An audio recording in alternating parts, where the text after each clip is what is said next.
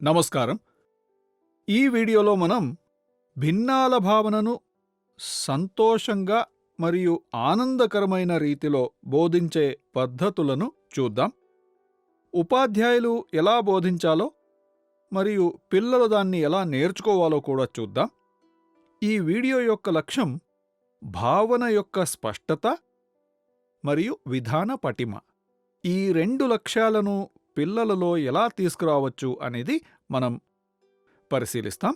ఈ భావనను వారు తమ 5వ తరగతికి ముందే నేర్చుకోవాలి.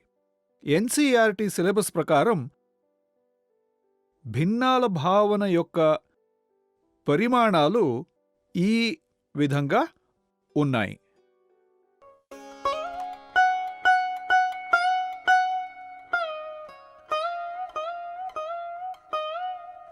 పిల్లలలో సాధారణంగా భిన్నాల భావన ఎందుకు కష్టమని పరిగణించబడుతుంది? దీనికి 2 కారణాలున్నాయి.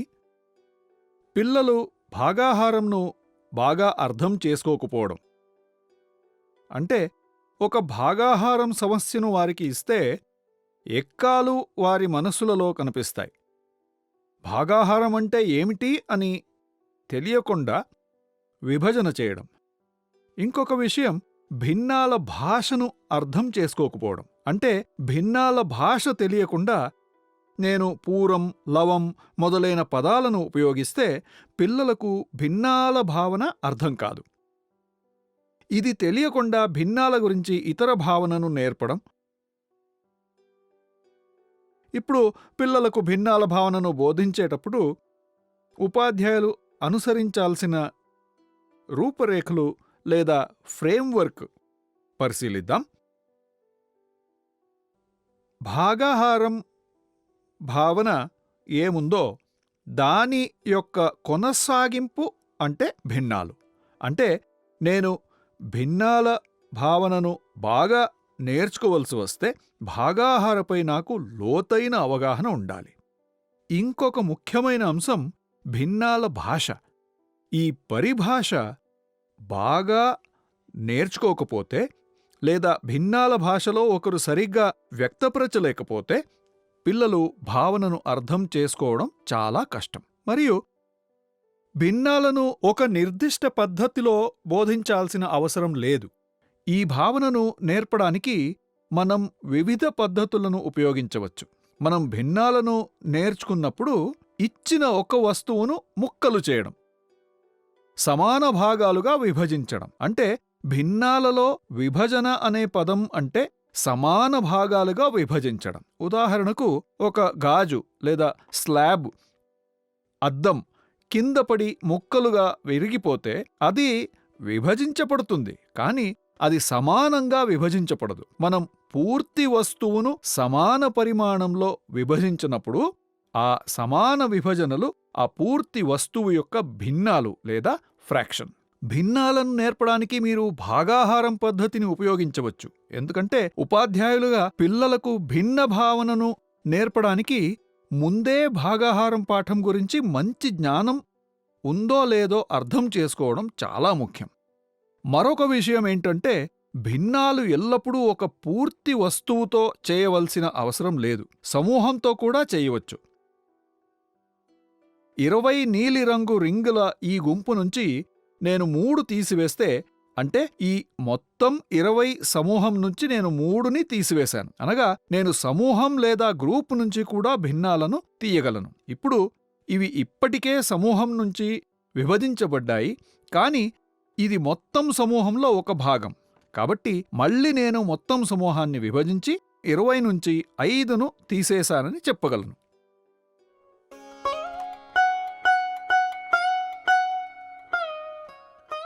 ఈ భావనను నేర్పడానికి మన గణిత కిట్లో ఏ టిఎల్ఎంలు అనుకూలంగా ఉన్నాయో చూద్దాం. మొదట ఈ అబాకస్ రింగులు 20 రింగులు 4 రంగులలో ఉన్నాయి. వీటి సహాయంతో ఈ గుంపులో లేదా సమూహంలో భిన్నాలను ప్రదర్శించే పద్ధతిని మనం చూడొచ్చు. రెండవది, సమూహంలోని భిన్నాలను వర్ణించడానికి ఈ పసుపు క్యూబులను ఉపయోగించవచ్చు.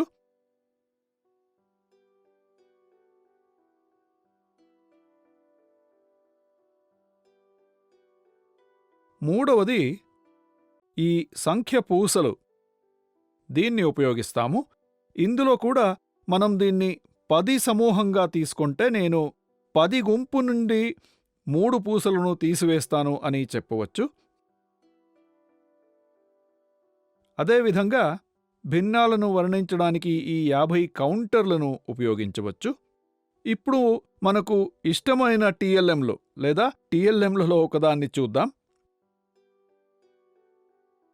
ఇది ఆకారాన్ని ఉపయోగించడం, అంటే ఒక చదరపుని సగానికి విభజించడం, దానిలో 4 సమాన విభజనలు చేయడం లేదా దానిలో 3 సమాన విభజనలు చేయడం, లేదా ఇలాంటి మార్గాల్లో పూర్తి వస్తువు అయిన ఆకారాన్ని ఎలా తీసుకొని విభజించవచ్చు చూద్దాం. ఇది ఒక వృత్తం. ఒక వృత్తం కూడా పూర్తి వస్తువు.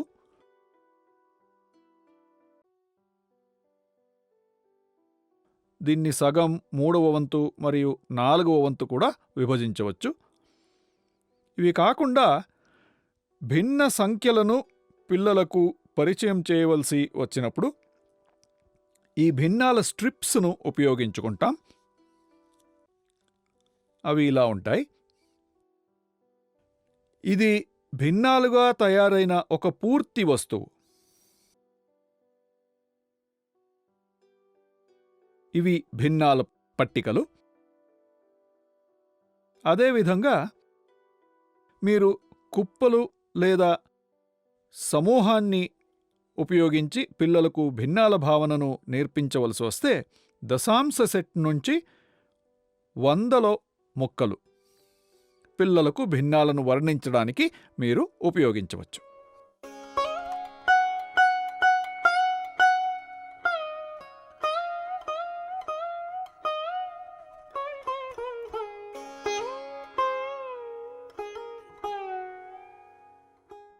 మూర్త దశలో టిఎల్ఎంలను ఉపయోగించి పిల్లలకు భిన్నాల భావనను బోధించే పద్ధతిని పరిశీలిద్దాం.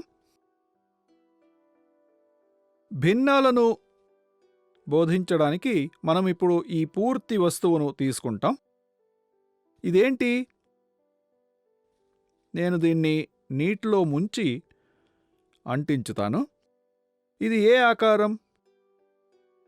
ఇది చదరం, కరెక్టా? ఈ పూర్తి ఆకారంను ఇప్పుడు 2 భాగాలుగా విభజిస్తున్నాను. 2 సమాన భాగాలుగా విభజించడం ముఖ్యం. గుర్తుంచుకోండి, దీనికి సమానమైన 2 భాగాలు ఇక్కడ ఉన్నాయి. కానీ ఈ 2 భాగాలు ఈ పూర్తి నుంచి వచ్చాయని మీరు ఎలా చెప్తారు? ఈ రెండింటినీ ఒకదానిపై పెడదాం. ఇది సరిగా ఉందా? అవును. ఈ పూర్తి వస్తువు 2 సమాన భాగాలుగా విభజించబడింది.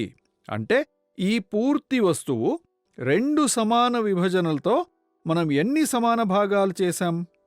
ఇది ఒక భాగం మరియు ఇది రెండో భాగం. నేను ఒక విద్యార్థిని అడిగినప్పుడు నేను ఈ భాగాన్ని మీకు ఇస్తే మీకేం లభించింది? ఒక పూర్తి వస్తువును 2 సమాన భాగాలుగా విభజించి ఒకదాన్ని మీకు ఇచ్చినప్పుడు మీకు ఒక భాగం లభిస్తుంది. అంటే మీ దగ్గర ఉన్నది 2 సమాన భాగాలలో ఒకటి. ఏ ఇతర మార్గంలో మనం సమాన భాగాలు చేయవచ్చు? ఈ విధంగా మనం సమాన భాగాలు చేయగలమా? మనం ఈ వస్తువును ఈ విధంగా విభజించినట్లయితే ఇది ఇంతకుముందు ఈ విధంగా కోసినప్పుడు ఇది వచ్చింది. ఈ విధంగా విభజించి చూద్దాం.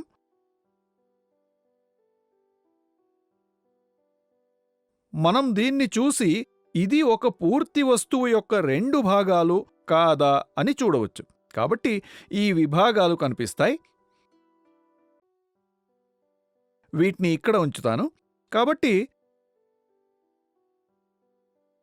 మనం చూద్దాం. నేను దీన్ని మీకిస్తే అది 2 భాగాలలో 1 మీకు ఇస్తే అంటే మీకు ఎంత ఇచ్చినట్టు? ఇక్కడ కూడా 2 భాగాలలో 1 మీకు ఇచ్చినట్టు. ముందుకు వెళుతున్నప్పుడు నేను ఈ 4 సమాన భాగాలను తయారు చేయడానికి ప్రయత్నిస్తాను. నేను 1 యొక్క 4 విభాగాలను కూడా చేయగలను. ఒక పూర్తి వస్తువుతో తయారైన 4 సమాన భాగాలు ఇవి. ఇప్పుడు నేను 4 సమాన భాగాలను చేయడానికి ప్రయత్నిస్తున్నాను. అంటే ఈ పూర్తి వస్తువు నుండి 4 సమాన విభాగాలు. ఈ భావనను పిల్లలకు నేర్పించేటప్పుడు ఇది గుర్తుంచుకోవలసిన ముఖ్యమైన విషయం. ఈ 4 భాగాలను ఇక్కడ ఉంచుతాను. ఇవి ఇదే పూర్తి వస్తువు యొక్క 4 సమాన భాగాలు. దీన్ని మళ్ళీ చెక్ చేద్దాం. మనం దాన్ని మళ్ళీ వెరిఫై చేసి చూస్తున్నాం, పరిశీలిస్తున్నాం అవునా కాదా అని. కాబట్టి ఈ విధంగా నేను ఈ 4 భాగాలను ఇక్కడ ఉంచుతాను. నేను వీటిని కొంచెం ఎత్తుకు తరలిస్తాను.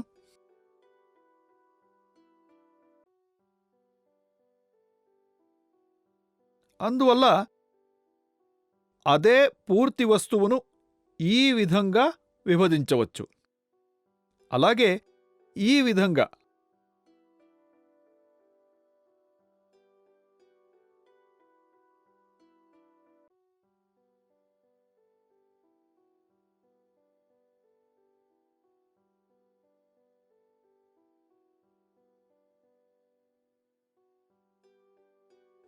ఈ ఒక పూర్తి వస్తువు ఈ విధంగా మరియు ఈ విధంగా విభజించబడింది. అంటే మీరు దీన్ని సమానంగా విభజించినట్లయితే మీరు దీన్ని పొందుతారు. మీరు ఈ విధంగా కోసితే మీకు ఇది లభిస్తుంది. మరియు వికర్ణం ద్వారా కత్తరిస్తే మీకు ఇది లభిస్తుంది. కాబట్టి ఇక్కడ మనం ఒక పూర్తి వస్తువును ఈ మార్గాలలో 4 సమాన భాగాలుగా విభజించాం. ఒక పూర్తి వస్తువును 3 విభాగాలుగా, 3 సమాన విభాగాలుగా విభజించవచ్చు.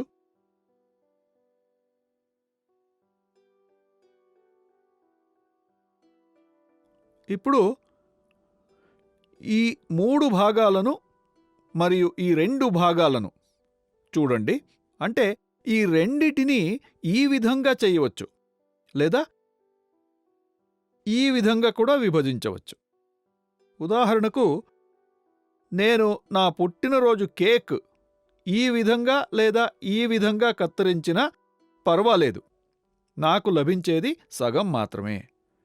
కాబట్టి మనం ఏ విధంగా చూసినా 2 భాగాలలో ఒకదాన్ని పొందుతాము. దీన్ని పంచితే ఇది కూడా అలాగే.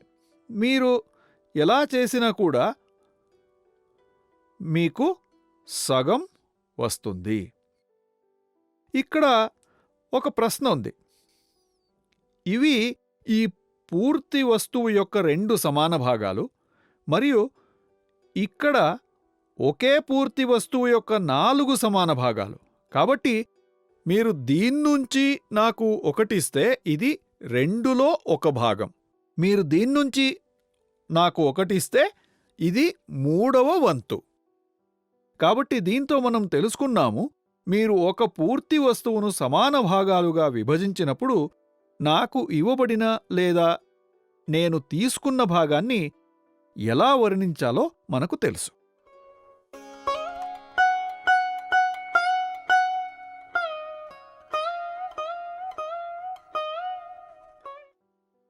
ఈ ఒక భాగం దీంట్లో 4 భాగాలలో 1 అని అంటాం. దీన్ని కూడా అదే విధంగా అంటాం, 4వ వంతు. ఇవన్నీ 4 భాగాలలో 1 ఒకే పూర్తి వస్తువు నుంచి వచ్చాయి. కాబట్టి ఈ 4లో 1 ఈ 4లో 1కి సమానమేనా అని నేను అడిగితే మీరు ఎలా సమాధానమిస్తారు? ఇవన్నీ 4లో ఒకదానికొకటి సమానమేనా? అదేవిధంగా ఈ సగం ఈ సగానికి సమానంగా ఉందా? ఉదాహరణకు ఇది ఒక కేక్ అయితే నేను ఈ విధంగా, ఈ విధంగా, ఈ విధంగా కత్తిరించినా నాకు దొరికేది అదే సగం. నేను కేకును 4 ముక్కలుగా కట్ చేస్తే అదే కేకులో 4వ వంతు నాకు లభిస్తుంది. కాబట్టి మీరు ఈ విషయాన్ని పిల్లలకు ఎలా చెబుతారు? మనం ఒక నియమాన్ని మాత్రమే గుర్తుంచుకోవాలి. అనగా, నా దగ్గర ఒక పూర్తి వస్తువు ఉంటే మరియు నేను సమాన పరిమాణంలో విభజిస్తే అప్పుడు పూర్తి వస్తువు యొక్క సమాన భాగం, నేను దాన్ని ఎలా విభజించినా నేను ఏం పొందుతాను? అదే పూర్తి వస్తువు యొక్క 4వ వంతు లేదా సగం భాగం. కొన్నిసార్లు పిల్లలు చెప్పొచ్చు, ఈ ఆకారం భిన్నంగా ఉంది, ఇది భిన్నంగా ఉంది, ఇది భిన్నంగా ఉంది అని. నేను దీన్ని ఎంచుకుంటే పెద్ద భాగాన్ని పొందవచ్చని నేను భావిస్తున్నాను. కానీ దీన్ని గణిత శాస్త్రపరంగా వారికి ఎలా వివరించగలం? ఇలాంటి పరిస్థితులలో ఉపాధ్యాయులు మనసులో ఉంచుకోవలసిన విషయమేంటంటే, పిల్లలలో గందరగోళాన్ని తగ్గించడానికి మనం విస్తీర్ణం అనే భావనను ఉపయోగించవచ్చు. కానీ మొదట నుంచి 5వ తరగతుల పిల్లలకు ప్రాథమిక దశలో త్రిభుజం యొక్క విస్తీర్ణం ఇంకా బోధించబడలేదు. అందువల్ల త్రిభుజం యొక్క విస్తీర్ణం గురించి వారికి ఇంకా తెలీదు. అందువల్ల మొదటి నుంచి 5వ తరగతుల వరకు పిల్లలకు త్రిభుజం యొక్క వైశాల్యం ఉదాహరణను ఇవ్వడం మంచిది కాదు. కానీ వీటన్నిటినీ యొక్క విస్తీర్ణం సమానంగా ఉంటుంది అనే మాట వారికి నమ్మకంగా చెప్పబడితే పై క్లాసులలో దీన్ని అర్థం చేసుకుంటారు. ఇక్కడ గుర్తుంచుకోవలసిన ముఖ్యమైన విషయమేంటంటే, ఒక పూర్తి వస్తువు యొక్క 4వ వంతులు ఎల్లప్పుడూ సమానంగా ఉంటాయి మరియు పూర్తి వస్తువు యొక్క సగం భాగాలు ఏ రకంగా కట్ చేసినా సమానంగా ఉంటాయి. ఇంకొక ఆకారంను చూద్దాం. మనం ఇప్పటికే ఈ సగం మరియు భాగాలను చూసినట్లుగా వేరే ఆకారాన్ని ఎంచుకుందాం. ఇప్పుడు ఈ ఆకారంలో నేర్చుకుందాం. ఇది ఏ ఆకారం? ఇది వృత్తం. నేను ఈ వృత్తాన్ని 2 ముక్కలుగా విభజించవచ్చా? మీరు ఈ 2 భాగాలను దీనిపై ఉంచవచ్చు మరియు ఇది కరెక్టా అని పరిశీలించవచ్చు. అవును, ఇది అదే. కాబట్టి ఈ 2 భాగాలు ఈ పూర్తి వృత్తం యొక్క సమాన విభాగాలు. నేను దీని యొక్క 3 సమాన విభాగాలుగా చేయవచ్చా? అవును, ఇక్కడ ఉంచాను. నేను 4 సమాన భాగాలుగా విభజించగలను.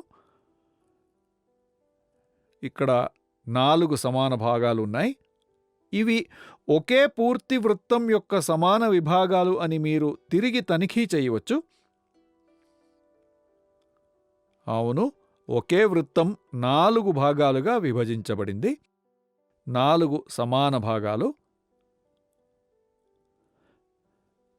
ఇందులో కూడా నేను 1 ఇస్తే అది 2 సమాన భాగాల లేదా సగం అవుతుంది. వీటిలో 1 ఇచ్చినట్లయితే అది 4వ వంతు. దాన్ని మనం పావు అంటాం. కాబట్టి ఈ విధంగా మీరు వివరించేటప్పుడు సగం మరియు పావు వంటి పదాలను ఉపయోగించవచ్చు. అంటే వీటిని ఏమని పిలుస్తాము? నేను మీకు పావు భాగాన్ని ఇస్తే ఎంత మిగిలింది మరియు నా వద్ద ఏముంది? నేను 4లో 3 సమాన భాగాలు మిగిలి ఉన్నాయి లేదా పరిభాష ముప్పావు అని పిలుస్తాము. కాబట్టి ఇక్కడ మనకు పావు, సగం, ముప్పావు మరియు ఇది 1 పూర్తి. ఇప్పుడు ఈ పూర్తి వృత్తాన్ని 10 సమాన భాగాలుగా విభజిద్దాం.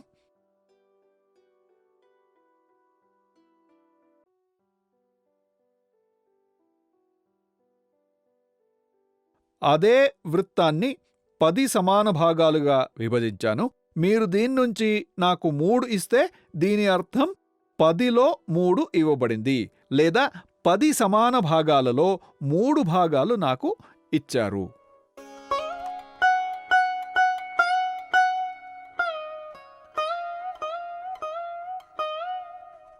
ఈ పూర్తి వస్తువులో ఇది సగం, ఇది ఒక సగం మరియు ఇది ఒక సగం, ఇది పావు పావు పావు పావు. ఈ పూర్తి వస్తువు ఈ సగం లేదా 1లో 2, ఇది పావు లేదా 4వ వంతు. అంటే దీన్ని కూడా సగం అని పిలుస్తాం, దీన్ని కూడా సగం అంటారు. ఈ సగం సమానంగా ఉందా? ఈ సగం సమానంగా ఉన్నాయా? ఏ సమాధానం వచ్చింది? అవును, మనకు ఈ పూర్తి వస్తువు 2 భాగాలుగా విభజించబడింది. మనం వీటిని ఇక్కడ ఉంచి తిరిగి తనిఖీ చేసి దాన్నుంచి సగం మనకు దొరికిందని నిర్ధారించాం. అందుకే ఈ సగానికి సమానం. కాబట్టి తరువాతి తరగతుల్లో వైశాల్యం యొక్క సహాయంతో మనం ఖచ్చితమైన పాయింట్ పొందవచ్చు. అంటే మనం ఆ వైశాల్యం లెక్క పెట్టినప్పుడు ఈ రెండిటి యొక్క వైశాల్యం సమానంగా ఉంటుంది. ఈ సగం మరియు ఈ సగం మధ్య తేడా ఏంటి?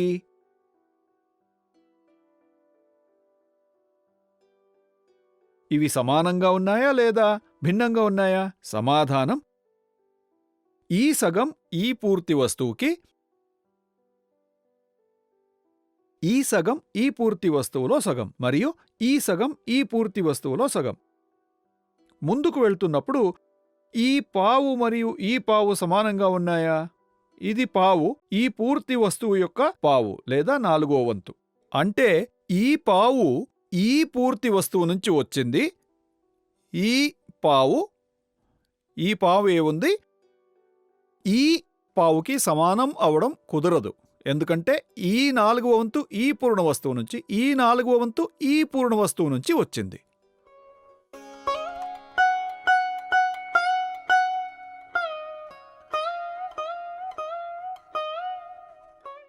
ఇప్పుడు ఈ ఆకారాన్ని ఎంచుకుందాం. మనం యాదృచ్ఛికంగా ఒక ఆకారాన్ని తీసుకున్నాం. ఇది ఏ ఆకారం? ఇది దీర్ఘచతురస్రం. ఈ దీర్ఘచతురస్రాన్ని 2 భాగాలుగా విభజించడం సాధ్యం. అంటే సమాన భాగాలు. అవును. కాబట్టి ఈ ఆకారం లేదా ఈ భాగం ఏం పేరు ఇవ్వచ్చు? ఈ భాగం ఈ పూర్తి వస్తువు యొక్క 1లో 2. ఈ తెల్లటి ముక్క ఈ పసుపు దీర్ఘచతురస్రంలో సగం భాగం. అయితే మనం ఈ భాగాన్ని ఇక్కడ ఉంచినప్పుడు దాన్ని పావు అని పిలిచాము. కానీ మనం ఈ ఆకారం నుంచి తీసుకున్నప్పుడు అది సగం భాగం అవుతుంది. అంటే మనకు సగం, పావు, 1లో 2, 1లో 4 ఈ అన్ని పరిమాణాలలో అవి తీసిన మూల వస్తువు చాలా ముఖ్యమైంది. పిల్లలు ఇలాంటి నమూనాలు చూసినప్పుడు ఇది పావు అవుతుంది దీన్నుంచి తీసుకున్నప్పుడు, మరియు అది వేరే నమూనాలో అమర్చబడినప్పుడు ఈ 2 భాగాలు ఈ వస్తువు యొక్క భాగాలుగా మారుతాయి. మనం దీన్ని పూర్తి వస్తువుగా కాకుండా తీసుకుంటున్నాము మరియు మనం ఈ పూర్తి వస్తువును సమానంగా విభజించినప్పుడు మనకు సగం లభిస్తుంది. ఇలాంటి సిచ్యువేషన్లో చాలాసార్లు ఏం జరుగుతుందంటే పిల్లలు మరియు ఉపాధ్యాయులు ఇది మరియు ఇది ఎలా సమానంగా ఉంటుంది అనే గందరగోళంలో పడతారు. దీంట్లో గణితీకరణం అంటే మెథమెటైజేషన్, గణిత ప్రక్రియను త్వరగా అర్థం చేసుకునే సామర్థ్యాన్ని మనం అభివృద్ధి చేసుకోవాలి. గణితంలో ఏ సూత్రాన్ని వర్తింపజేయడం ద్వారా మనం ఖచ్చితమైన బిందువుకు లేదా సరైన సమాధానానికి చేరుకోవచ్చు అని తెలుసుకోవాలి. కాబట్టి ఖచ్చితమైన సమాధానం పొందడానికి మనం ఈ ఆకారాల వైశాల్యాన్ని లెక్కపెట్టాలి. అందువల్ల మూర్త దశలో ఆకారాలను ఆధారంగా పెట్టుకొని మరియు పిల్లలకు భిన్నాల భావనను నేర్పించేటప్పుడు సగం ఆలోచన మరియు ఈ భాగాలు ఎందుకు సమానంగా ఉండకూడదు లేదా ఎందుకు ఈ పావు సమానంగా ఉన్నాయో, 4వ వంతు ఎందుకు సమానంగా ఉంటుంది, ఇవన్నీ ముఖ్యమైన అంశాలు. భిన్నాల పద్ధతికి ఆకారంతో పాటు బోధించేటప్పుడు పిల్లలకు ఉపయోగపడతాయి మరియు వారు దాన్ని బాగా అర్థం చేసుకుంటారు. అదేవిధంగా ఆకృతులను బేస్గా ఉంచి భిన్నాల భావనను మనం బోధిస్తున్నప్పుడు పిల్లలకు ఈ భావనపై స్పష్టమైన అవగాహన ఉంటుంది.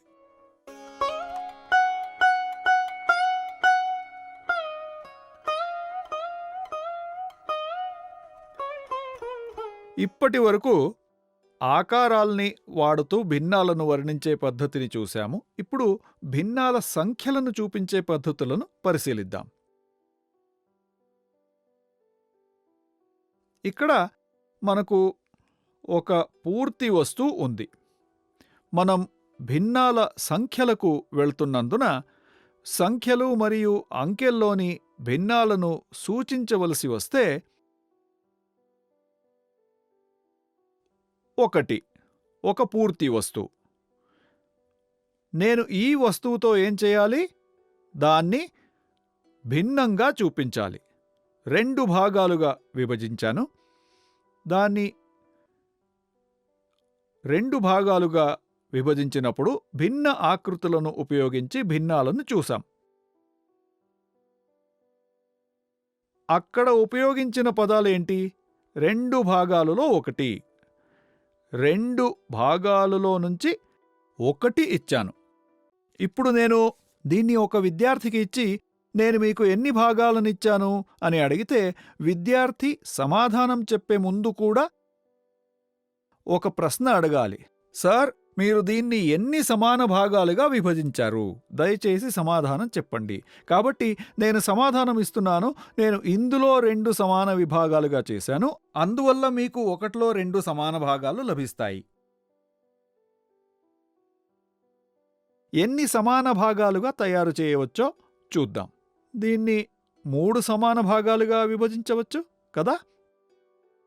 ఈ 3 సమాన భాగాలు ఈ పూర్తి భాగానికి సమానంగా ఉండాలి. అప్పుడే మనం దాన్ని సమానంగా విభజించాము. అదేవిధంగా ఇప్పుడు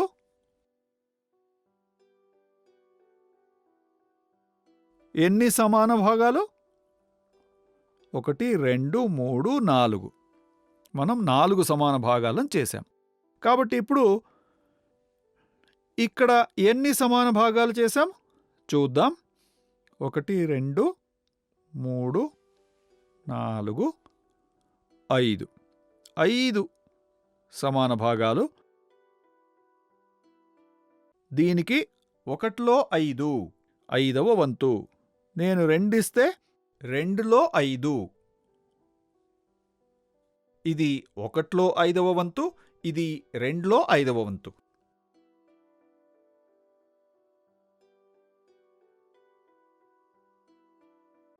నేను దీన్ని ఎన్ని సమాన భాగాలుగా విభజించాను? ఇక్కడ కూడా మనం ఈ పూర్తి వస్తువును సమాన విభాగాలుగా విభజిస్తున్నాం. అందువల్ల 6 సమాన భాగాలుగా చేశాను. కాబట్టి మనం ఈ భాగాన్ని 1లో 6వ వంతు అని పిలుస్తాం. 3ని 6లో 3 భాగాలు అని పిలుస్తారు. తర్వాత నేను దీన్ని 7 సమాన భాగాలుగా విభజించాను.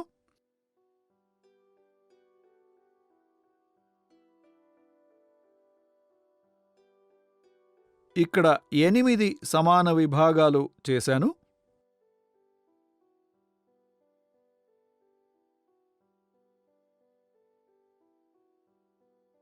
చివరకు 10 సమాన విభాగాలు. అంటే ఈ ఒకే పూర్తి వస్తువు 2 సమాన భాగాలు, 3 సమాన భాగాలు, 4 సమాన భాగాలు, 5, 6, 7, 8, 9, 10 సమాన భాగాలుగా విభజించబడింది. దీని ద్వారా భిన్నాలను రాసే పద్ధతిని మనం స్పష్టంగా అర్థం చేసుకోవచ్చు. కాబట్టి ఇప్పుడు 1లో 2వ వంతు పెద్దదా, ఒకట్లో 8వ వంతు పెద్దదా? ఏది ఎక్కువ అని నేను పిల్లలను అడిగితే, మూర్త దశలో పిల్లలు ఒకట్లో 2ను ఒక చేతిలో, ఒకట్లో 8ని ఇంకొక చేతిలో పెట్టుకుంటారు. ఒకట్లో 2 ఒకట్లో 8 కంటే చాలా పెద్దదని తెలుసుకుంటారు. నేను అదే భిన్నాన్ని బోర్డులో రాసినప్పుడు వారేం ఆలోచిస్తారు? 2 మరియు 8 సంఖ్యలను మాత్రమే చూస్తూ 8 పెద్దది అనుకుంటారు. ఎందుకంటే భిన్నాలని చూడట్లేదు. అందువల్ల మూర్త దశలో పిల్లలు ఒకట్లో 2 ఒకట్లో 8 కంటే చాలా పెద్దది అని తెలుసుకోవడానికి లుక్ అండ్ ఫీల్ పద్ధతిని అనుసరించాలి. అదే పద్ధతిని అనుసరించి పిల్లల్లో ఎక్కువ మరియు తక్కువ వారికి అవగాహన తీసుకురావడానికి ఈ టిఎల్ఎం చాలా సహాయకారిగా ఉంటుంది.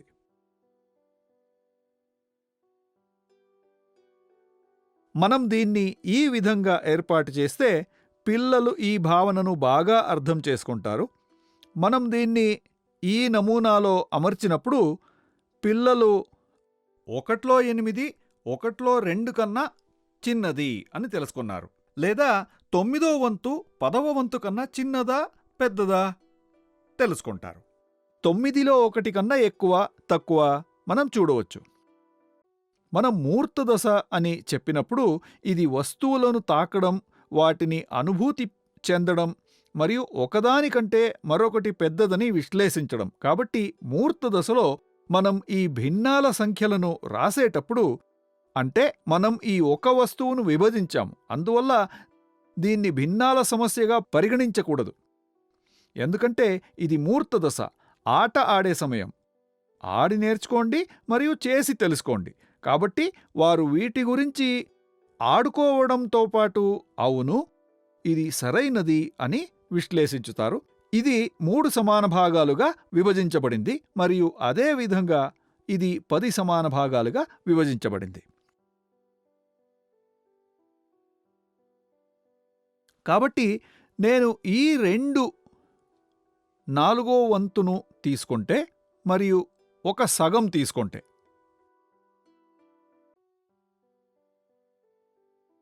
ఇవి సమానమా?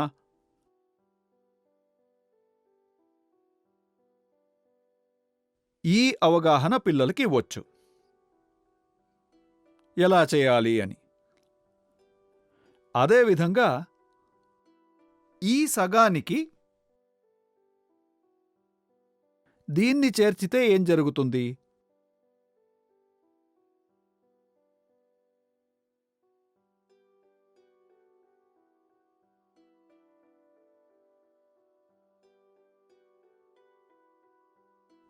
అవును కదా. నేను 4 ఒకట్లో 8 జోడిస్తే నాకు ఒక సగం దొరుకుతుంది. అంటే ఈ సగం 4 ఒకట్లో 8ని కలిగి ఉంటుంది. నేను మరొకదాన్ని అదే విధంగా చేయగలను. ఇదేంటి? ఒకట్లో 10 10వ వంతు. నేను 10వ వంతును 5 సార్లు జోడిస్తే ఒక సగం వస్తుంది. కాబట్టి వీటిని ఏమని పిలుస్తాము? సమాన భిన్నాలు. అంటే ఈ సగం 2 పావులకి సమానం.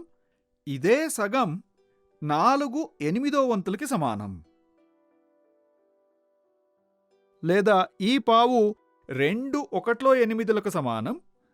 అయితే దీన్ని కూడా చూడొచ్చు. మనం 2 ఒకట్లో 8 తీసుకుంటే అది 3 10వ వంతులకు సమానమా? అవునా కాదా? లేదా ఇది 2 10వ వంతులకి సమానమా? ఈ రెండూ సమానం కాదు. నేను దీన్ని మూర్త దశలో వాటిని ఉంచినప్పుడు మరియు పోల్చినప్పుడు మాత్రమే చూడగలను. దీన్ని విశ్లేషించడానికి నేను గణిత లోతుల్లోకి వెళ్ళవలసిన అవసరం లేదు. నేను వాటిని తాకి 1లో 8, ఈ 2 10లో 1 లేదా 2 1లో 8 వంతు తీసుకుంటే అది పావుకి సమానం. ఇదే విధంగా మనం సమాన భిన్నాలని నేర్పవచ్చు. ఇదే విషయాన్ని కూడా ఈ విధంగా చూపించొచ్చు. మనం దీన్ని ఇప్పటికే ఆకారాలలో చూశాము. 1 సగం 2 పావుకి సమానం అని. ఇది ఎప్పుడు పావు అవుతుంది? ఈ పూర్తి వస్తువు యొక్క పావు. అంటే ఈ వృత్తాన్ని 4 సమాన భాగాలుగా విభజించినప్పుడు ఈ వృత్తం యొక్క సగం భాగంలో ఈ 2 వంతులను ఉంచినప్పుడు నేనేమర్థం చేసుకోవాలి?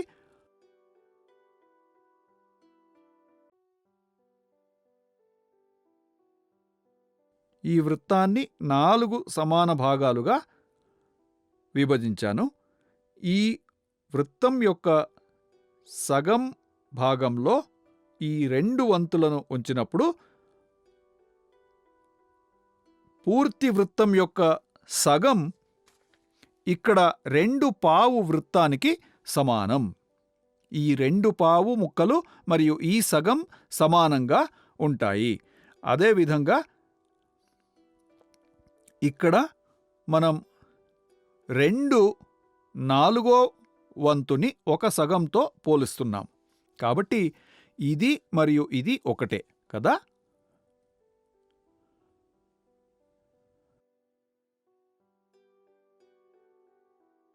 మనం దీని ఆకారంతో చూస్తున్నాము మరియు దీన్ని భిన్నాల సంఖ్యతో చూస్తున్నాము. ఇప్పుడు మనం ఒకే భిన్నాల పరిభాషను పరిశీలిద్దాం. ఇక్కడ 1లో 9, నా దగ్గర 2 ఉన్నాయి కాబట్టి 2లో 9. నేను దానికి ఇంకొకటి జోడిస్తే నా దగ్గర 3 1లో 9 ఉన్నాయి. ఈ 3 1లో 9ని మనం 3లో 9 అంటాం. ఇది ఒక రకమైన భిన్నాల కూడిక, ఎడిషన్ ఆఫ్ ఫ్రాక్షన్స్. ఈ భిన్నాల కూడిక ప్రాథమిక సిలబస్లో చేర్చబడలేదు. అంటే 1 నుండి 5వ తరగతి వరకు పిల్లలకు ఈ పరిభాషను ఉపయోగించడంలో నేను 3లో 9 ఉన్నాయి లేదా 3వ వంతు ఉందని చెప్పడంలో తప్పులేదు. కాబట్టి ఇక్కడ మనం విద్యార్థులకు ఒక సమస్యనిచ్చాం. ఇక్కడ 3వ వంతు ఉంది. దీనికి సమాన భిన్న సంఖ్యలు ఏవి? 3వ వంతుకి సమానమైన భిన్నాలు. వీటిలో దేన్ని చేర్చడం ద్వారా ఈ 3వ వంతు లభిస్తుంది? నేను ఒక ఉదాహరణ ఇచ్చాను. ఇటువంటి చాలా ఉదాహరణలను ఇవ్వచ్చు. ఇంకా ఎన్ని సమాన భిన్నాలను ఇవ్వచ్చు అని పిల్లలకు ప్రాక్టీస్ చేయడానికి ఇలాంటి కార్యకలాపాలను ఇవ్వచ్చు.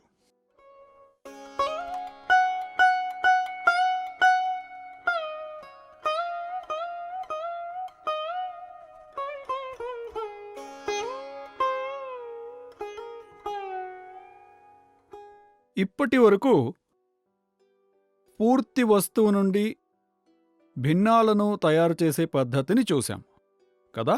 ఒక వస్తువును, ఒక చదరపు లేదా వృత్తాన్ని సమాన భాగాలుగా విభజించే పద్ధతులను పిల్లలకు నేర్పడానికి మనం వివిధ ఉదాహరణలను చూశాం.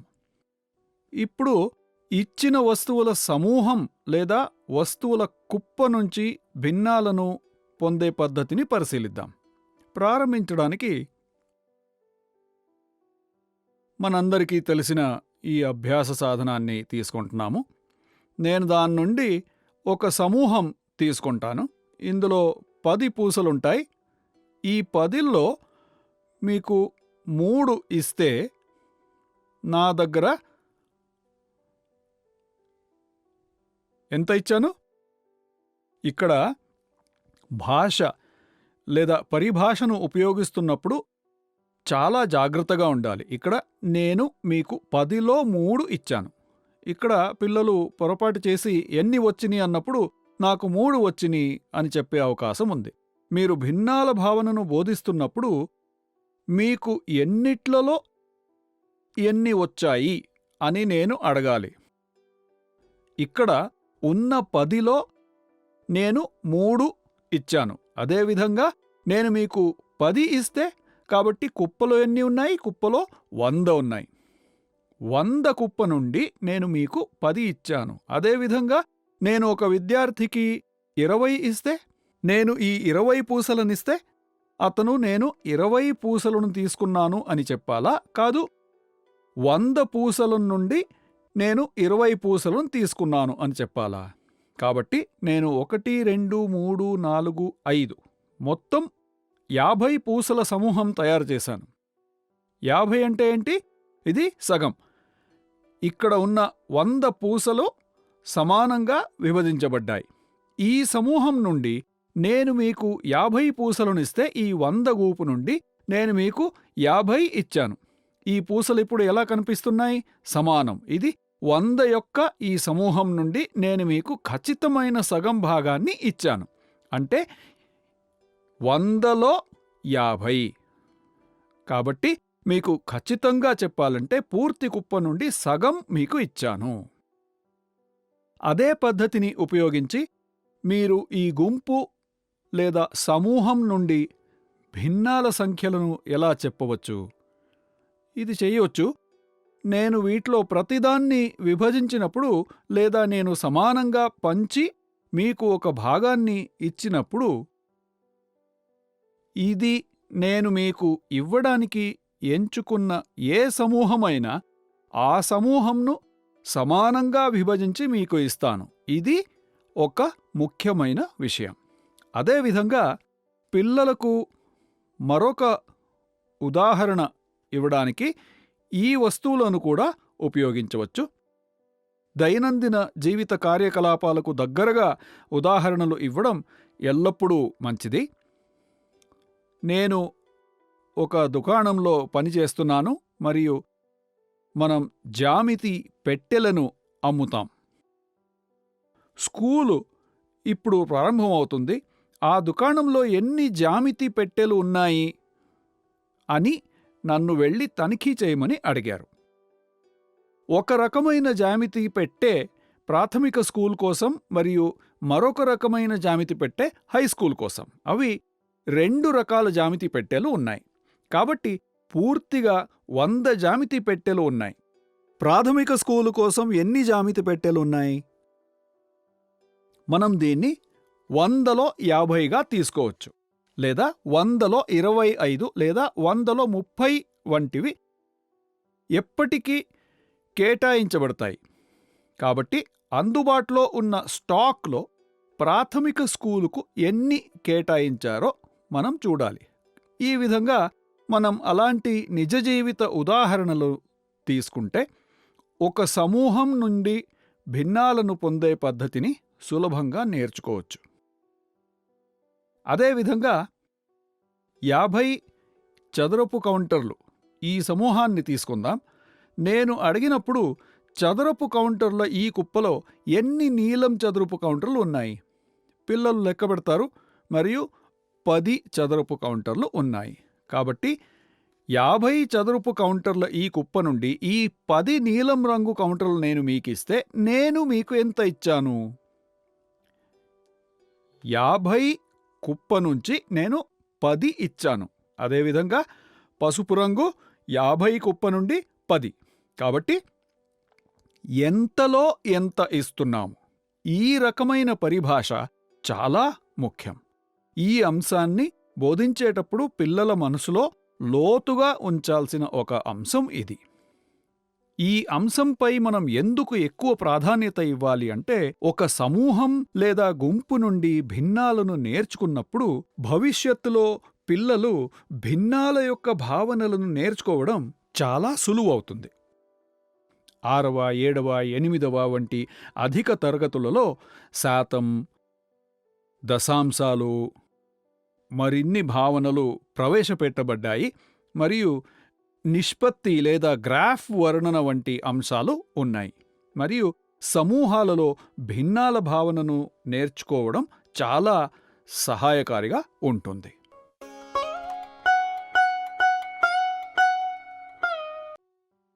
ఇప్పటి వరకు భిన్నాలను మూర్త దశలో భిన్నాల పట్టికలు, భిన్నాల సంఖ్యలు ఉపయోగించడం ద్వారా భిన్నాలను సమూహాలలో చేయడం కూడా చూసాం. మూర్త దశ నుంచి అమూర్త దశకు వెళ్లే ముందు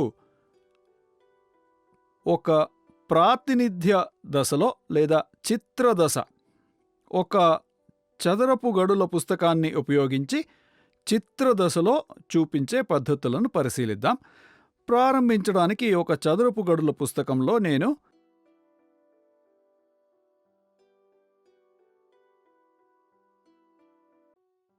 ఈ 4 చదరానికి సరిహద్దులను గీస్తాను.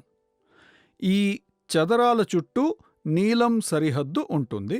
ఇప్పుడు నేను ఈ 4 చదరాలలో ఒకదానికి ఎరుపు రంగు వేస్తాను. కాబట్టి ఎన్ని చదరాలు ఎరుపు రంగు కలిగి ఉన్నాయి చెప్పండి. భాష ఇక్కడ చాలా ముఖ్యమైనది. 4 చదరాలలో ఒక చదరం రంగుతో ఉంది. గుర్తుంచుకోవలసిన ముఖ్యమైన విషయం ఉంది. ఒక చదరంలో రంగు ఉందని మీరు చెప్పకూడదు. 4 చదరాలలో ఒక చదరానికి రంగు ఉందని చెప్పాలి. అదేవిధంగా ఇప్పుడు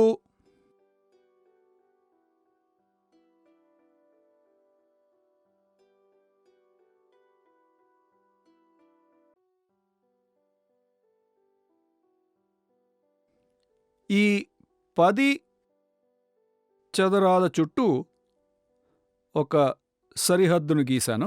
అందులో నేను ప్రతి 2 చదరాల మధ్య ఒక గీతను గీశాను. నేను ఈ ఒక భాగానికి రంగు వేశాను. అంటే తయారు చేసిన 5 భాగాలలో నేను ఒక భాగంలో రంగు వేస్తాను. మునుపటి చిత్రంలో 4 సమాన భాగాలలో ఒక చదరానికి రంగు వేశాను.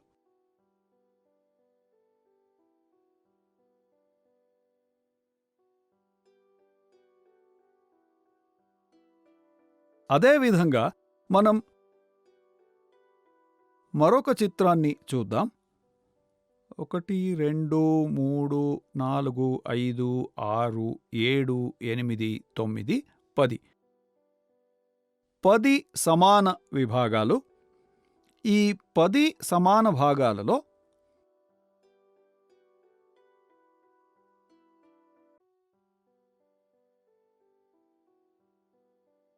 ఎన్ని భాగాలకి రంగు వేశాను? 1 2 3.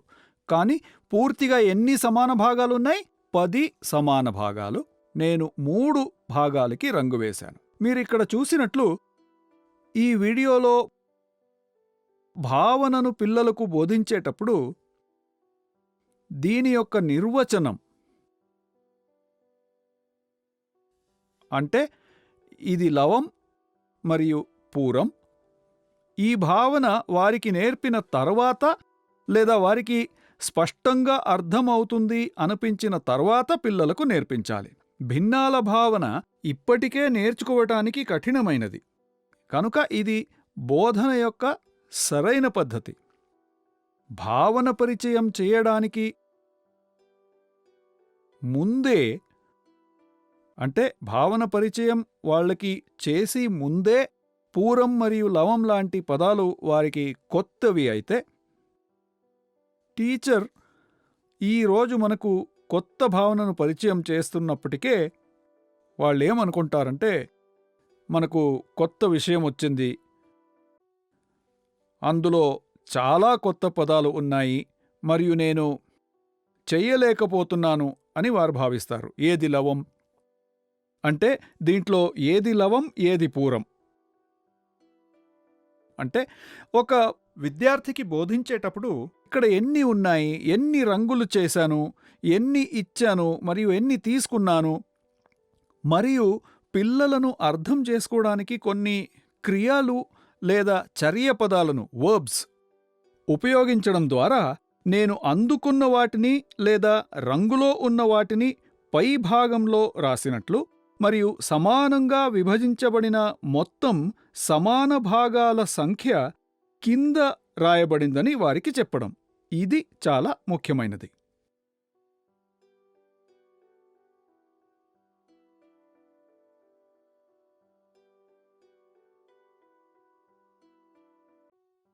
ఈ చిత్రంలో సరిహద్దు ఇక్కడ నుండి 10 చదరాలను మరియు ఇక్కడ నుండి 10 చదరాలను కలిగి ఉంది మరియు ఇందులో మొత్తం 100 చదరాలు ఉన్నాయి.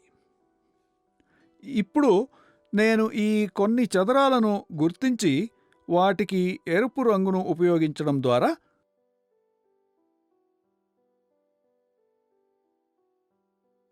రంగు వేస్తే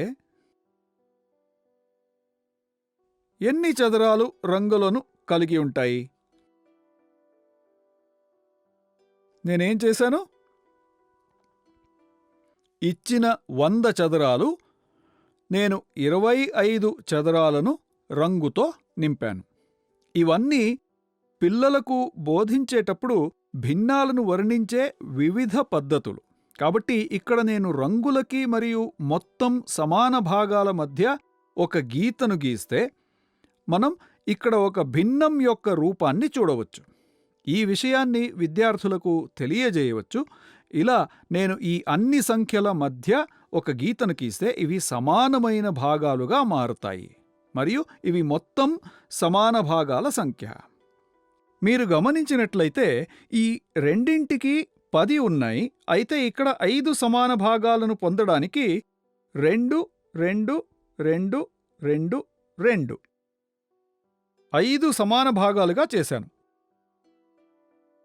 మనం 10 చదరపు విభాగాలను పొందడానికి ప్రతి చదరంను సమాన భాగంగా తీసుకున్నాము. ఇక్కడ 100 భాగాలు లేదా 100 సమాన విభాగాలను తయారు చేశాము మరియు 25 భాగాలను తీసుకున్నాము. ఈ విధంగా చదరపు గడుల పుస్తకాన్ని ఉపయోగించి భిన్నాల భావనను పిల్లలకు నేర్పించవచ్చు. ఇప్పుడు దీన్ని మరొక విధంగా చూద్దాం. ఇది నా దగ్గర ఒక పూర్తి వస్తువు. ఈ పూర్తి వస్తువుతో ఏం చేయవచ్చో చూద్దాం. దీంట్లో భిన్నాల గురించి మనం ఎలా నేర్చుకోవచ్చో లేదా దీన్ని భిన్న సంఖ్యలను ఎలా వర్ణించాలో మనం చూస్తాం. ఇప్పుడు ఒక వస్తువు, ఇది నేను పూర్తి వస్తువుగా తీసుకున్నాను. దాంట్లో ఒకటి మాత్రమే ఉంది. ఈ పూర్తి వస్తువుతో నేను ఇప్పుడు ఏం చేయగలను?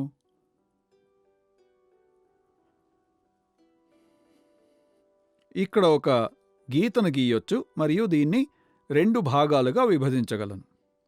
మనకిప్పుడు 2 భాగాలు ఉన్నాయా? దీంట్లో 2లో ఒక భాగం. అదేవిధంగా అదే పూర్తి వస్తువును ఉపయోగించి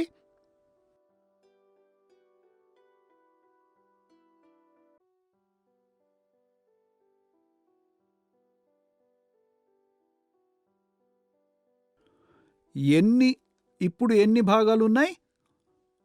4 సమాన భాగాలు ఉన్నాయి.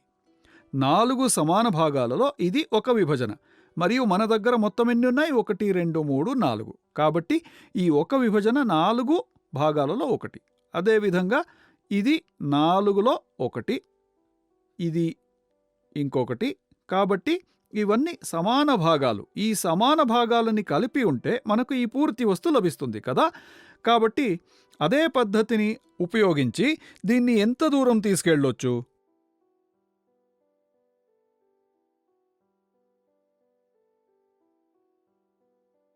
ఇందులో నేను 1, 2, 3, 4, 5, 6, 7, 8 సమాన భాగాలను తయారు చేశాను. ప్రతి ఒక్కటి ఒక భాగం, అంటే 8లో ఒక ముక్క. ఇవన్నీ కలిపినప్పుడు ఏం జరుగుతుంది? 4 సమాన భాగాలు. కానీ ఎన్ని నుండి? 8లో 4.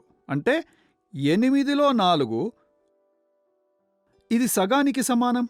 భిన్నం పట్టికలు ఉపయోగిస్తున్నప్పుడు మనం దీన్ని చూసాము కదా. భిన్నం స్ట్రిప్స్ను ఉపయోగించకపోతే చదరపు గడుల పుస్తకాన్ని ఉపయోగించి నేను నేర్చుకున్న పాఠాన్ని వర్ణించే మార్గం ఇది. ఇది ఎక్స్ప్లెయిన్ స్టేజ్. భిన్నాల స్ట్రిప్స్ లేనప్పుడు చదరపు గడుల పుస్తకాన్ని ఉపయోగించి భిన్నాలను చిత్రించడానికి మూర్త దశలో సేకరించిన జ్ఞానాన్ని ఉపయోగించడానికి ఉపాధ్యాయులు పిల్లలకు సహాయపడే వివరణ దశ ఇది. ఇది ఒక ప్రత్యేక టెక్నిక్. పిల్లలు దీన్ని చెయ్యగలిగితే వారు భావనను బాగా అర్థం చేసుకున్నారని లెక్క. ఇక్కడ 8 భాగాలలో ఒక భాగం. ఇక్కడ ఎన్ని సమాన భాగాలున్నాయి? ఇందులో సగం.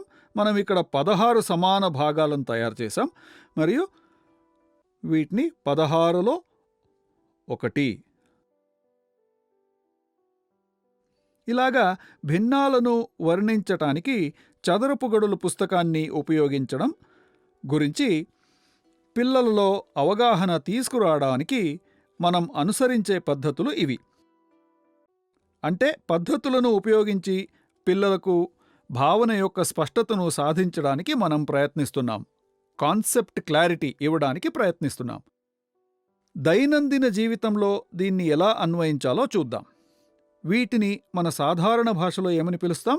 మనం ఈ సగం మరియు దీన్ని పావు అని పిలుస్తాం. భిన్న పరిభాషలో 2 సమాన భాగాలలో ఒక విభజన లేదా 2లో 1 మరియు ఇది 4లో 1. 2లో 1, ఇది 4లో 1 మరియు ఇది 8లో 1, ఇది 16లో 1. వీటిలో ఇది 2లో 1. ఇప్పుడు ఈ 1/2 1/2 జోడించితే ఏమవుతుంది? మనకు 1 దొరుకుతుంది. ఏ పూర్తి వస్తువు నుంచి మొదలుపెట్టామో ఆ వస్తువు మళ్ళీ తిరిగి పొందబడుతుంది. వీటన్నిటిలో 4 4వ వంతులు ఉన్నాయి.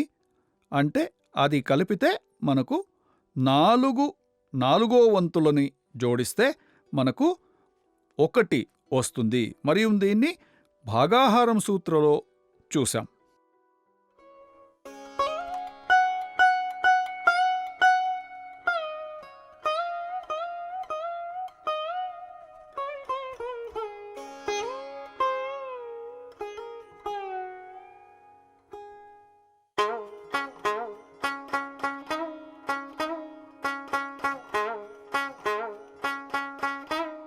మనం దైనందిన జీవితంలో భిన్నాలను ఎలా ఉపయోగించాలో చూద్దాం.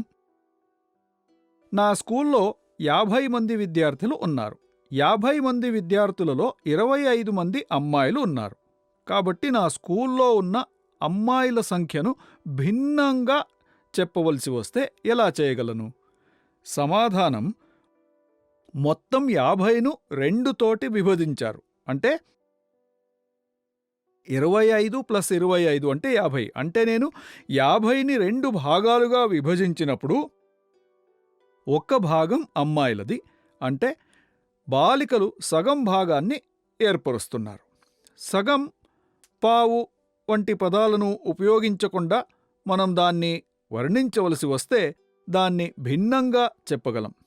10వ తరగతి పరీక్షలు రాయడానికి 234 మంది విద్యార్థులు మా పాఠశాలకు వచ్చారు. 89 మంది విద్యార్థులు మా గ్రామానికి చెందినవారు. కాబట్టి మా గ్రామానికి చెందినవారు ఎంతమంది ఉన్నారు? 234 మందిలో 89 మంది పిల్లలు మా గ్రామానికి చెందినవారు. ఇది కూడా ఒక భిన్నం. చాలా వరకు మనం భిన్నాలను 10 సమాన భాగాలుగా లేదా ఇలాంటి ఉదాహరణలుగా వర్ణిస్తాం. కానీ దైనందిన జీవితంలో భిన్నాలను ఈ విధంగా కూడా చూపించవచ్చు. మరొక ఉదాహరణ, ఈ స్కూల్ బ్యాగ్ ధర 100 రూపాయలు. అయితే ఈరోజు దీనికి సగం ధర తగ్గింపు ఉంది. మీరు సగం ధరలో ఈ బ్యాగ్ కొనొచ్చు. ఇక్కడ కూడా ఒక భిన్నం ఉంది. ఆ 100లో సగం ఎంత? వారు ఇక్కడ సగం ఎందుకు ప్రస్తావించారు? స్టోరు చాలా వస్తువులపై సగం ధర తగ్గింపును కలిగి ఉండవచ్చు, కానీ మనం ఈ వస్తువు యొక్క ధరను పరిగణలోకి తీసుకోవాలి మరియు దాంట్లో సగం లెక్క పెట్టాలి. కాబట్టి దైనందిన జీవితంలో భిన్నాలను చూసే మరొక పద్ధతి ఇది. నేను నా కుటుంబంతో కలిసి మార్కెట్కు వెళ్ళి 12 బట్టను కొన్నాను. అందులో 3 బట్టలు నా కోసం, 3 నా సోదరికి, 3 నాన్నకు, 4 బట్టలు నా తల్లికి. కాబట్టి 12 బట్టలలో 4 నా తల్లి కోసం ఉంటే నా తల్లి అందుకున్న భాగం ఏంటి? దీన్ని భిన్నాలలో ఎలా చూపించవచ్చు? సమాధానం 12లో 4. 4/12 అంటే అది 3వ వంతు. అదేవిధంగా నా తల్లి నాకు 5 పనులు ఇచ్చింది. అందులో నేను 3ని పూర్తి చేశాను. ఇంకా ఎన్ని మిగిలి ఉన్నాయి? 5 పనులలో 2 మిగిలి ఉన్నాయి. ఈ విధంగా మన దైనందిన జీవితంలో భిన్నాలను ఉపయోగించడం కొనసాగిస్తే ప్రాథమిక బోధనలో పిల్లలు భిన్నాల గురించి అవసరమైన దానికంటే ఎక్కువ జ్ఞానాన్ని గ్రహించే అవకాశాలు ఉన్నాయి. ఉదాహరణకు, నాతో సగం వృత్తం ఉంది. నేను 5 సగం వృత్తాలలో కలిపితే మనకు ఎన్ని వృత్తాలు లభిస్తాయి? దీనికి మీరు సమాధానం తెలుసుకోవచ్చు. ఒక వృత్తం గీయండి, దాంట్లో సగం చేయండి. ఇలాంటి 5 భాగాలు ఉంటే మనకు ఎన్ని వృత్తాలు వచ్చాయి? కాబట్టి మీరు దీనికి సమాధానం తెలుసుకోవచ్చు.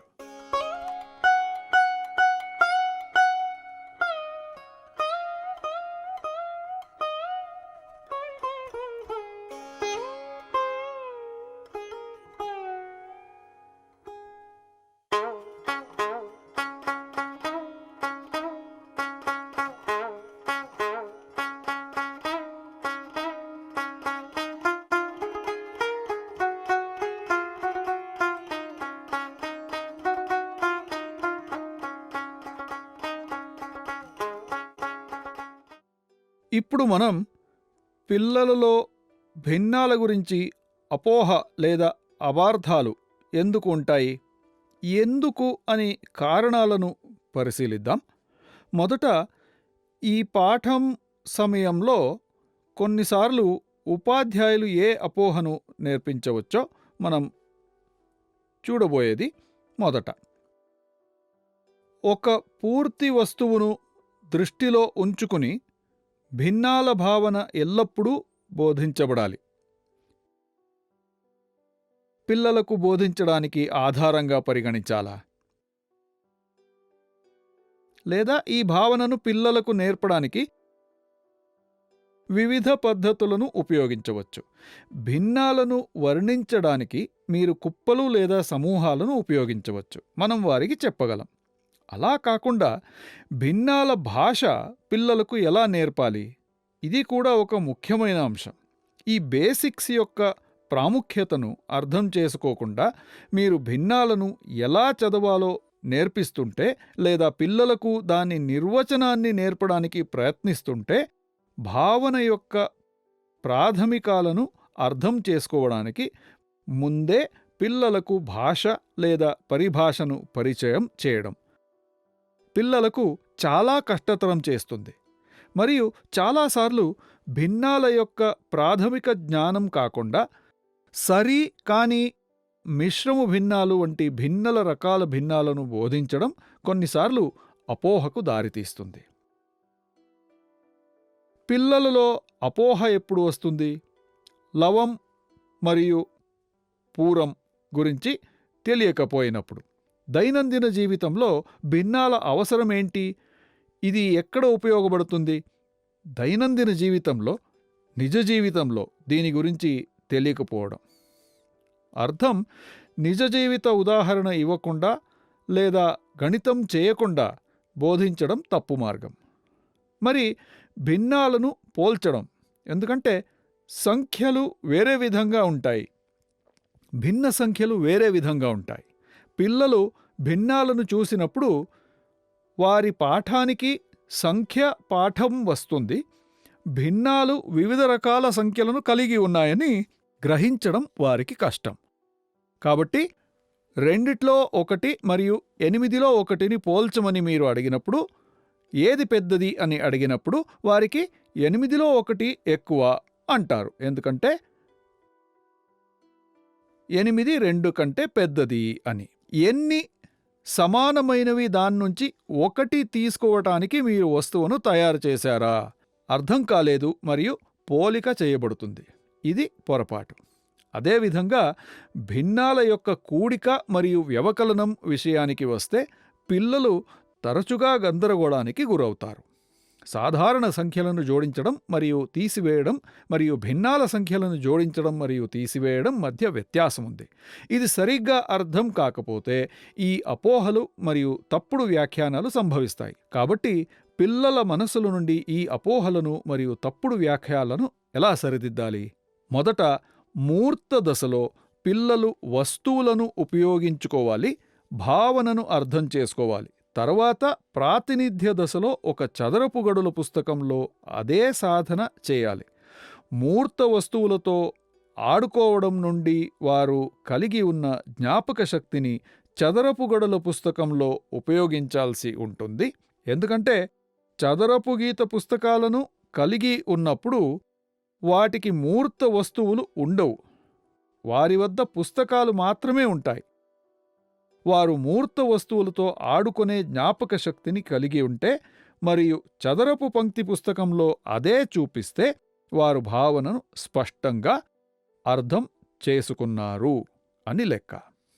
కాబట్టి తరగతిలో ఈ అంశాలను స్పష్టం చేస్తే అన్ని అపోహలు మరియు తప్పుడు వివరణలు తగ్గుతాయి. ఇప్పటి వరకు ఒక తరగతిలో భిన్నాల యొక్క భావనను మూర్త దశ నుండి అమూర్త దశకు ప్రాతినిధ్య దశ ద్వారా ఆనందకరమైన మరియు సంతోషమయ్యే పద్ధతిలో ఎలా తీసుకెళ్లవచ్చో మనం చూశాము. ధన్యవాదాలు.